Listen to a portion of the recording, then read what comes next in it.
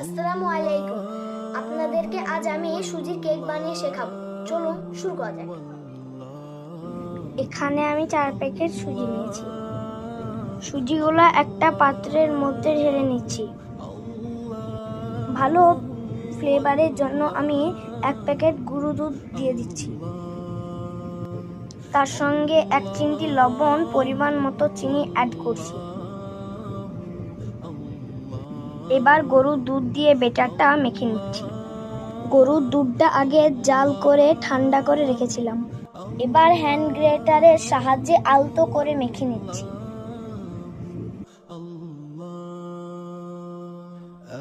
এবার 2 চামচ তালের রস অ্যাড করছি। এবার হ্যান্ড গ্রেটারের সাহায্যে ব্যাটারটা ভালো করে মেখে নিচ্ছি। ব্যাটারটা এখন রেডি। 10 মিনিট রেস্টে রাখছি। 10 মিনিট পর আবার ফিরে আসবো। 10 মিনিট পর ফিরে এসেছি। এবার আমি দুটো অ্যাড করে দেবো। দুটো দেওয়ার পরে আমি অ্যাড করে দেবো।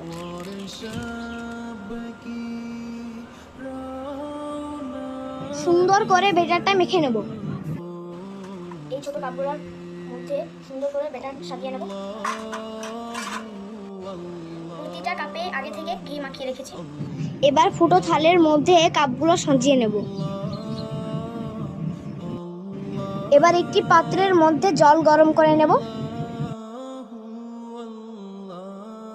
এবার ডেকোরেশনের জন্য টুটি ফ্রুটি দিয়ে দেব। এবার অন্য একটা থালা দিয়ে ঢেকে দেব এবং 5 মিনিট অপেক্ষা করব। চলুন এবার কেকগুলো দেখে আসি।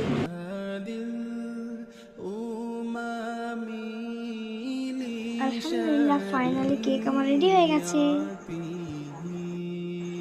আলহামদুলিল্লাহ, দেখতে কত সুন্দর হয়েছে। সুজির কেক রেসিপি এবং কত সফট। আপনারা খুব সহজে বানিয়ে নিতে পারবেন এই রেসিপিটি।